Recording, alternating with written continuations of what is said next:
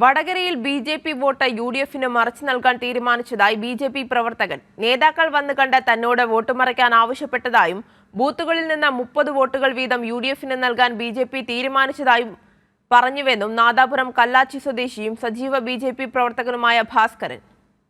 വടകര മണ്ഡലത്തിൽ യു.ഡി.എഫിന് വോട്ട് ചെയ്യാൻ ബി.ജെ.പി നേതാക്കൾ ആഹ്വാനം ചെയ്തെന്ന് ബി.ജെ.പി പ്രവർത്തകനായ ഭാസ്കരൻ തുറന്നു പറയുകയാണ്. ഓരോ ബൂത്തിലും 30 വോട്ട് വീതം നൽകാൻ ബി.ജെ.പി തീരുമാനിച്ചതായി വ്യാഴാഴ്ച രാത്രി ബി.ജെ.പി നേതാക്കൾ തന്നോട് പറഞ്ഞുവെന്നും നാദാപുരത്തെ ബി.ജെ.പിയുടെ നേതാവ് ഭാസ്കരൻ പറയുന്നു. 30 വോട്ട് ബി.ജെ.പി നമ്മളെ 30 വോട്ട് ഒരു ബൂത്തിൽ നിന്ന് 30 വോട്ട് ഷാഫിക്ക് ചെയ്യണമെന്ന് പറഞ്ഞെന്നോട്.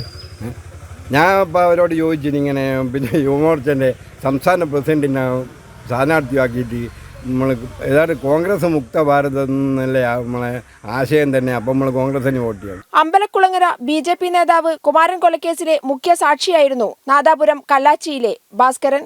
ഇപ്പോൾ സെക്യൂരിറ്റിയായി ജോലി ചെയ്യുകയാണ്. എന്നാൽ കോൺഗ്രസ് മുക്ത ഭാരതം മുദ്രാവാക്യം വിളിക്കുന്ന ബി.ജെ.പി കോൺഗ്രസിന് എങ്ങനെ വോട്ട് ചെയ്യുമെന്ന് ചോദിച്ച ഭാസ്കരന് കിട്ടിയ മറുപടി, ഇടതുപക്ഷത്തെ തോൽപ്പിക്കാണ് ഇപ്പോൾ ലക്ഷ്യമെന്നായിരുന്നു. രാംദാസ് മണലേരി, മോഹനൻ തുടങ്ങിയവരാണ് ഭാസ്കരനെ വോട്ട് ചെയ്യാൻ നിർബന്ധിച്ചതെന്നും അദ്ദേഹം വ്യക്തമാക്കുന്നുണ്ട്. നമ്മളെന്തായാലും ജയിക്കുകയൊന്നുമില്ല.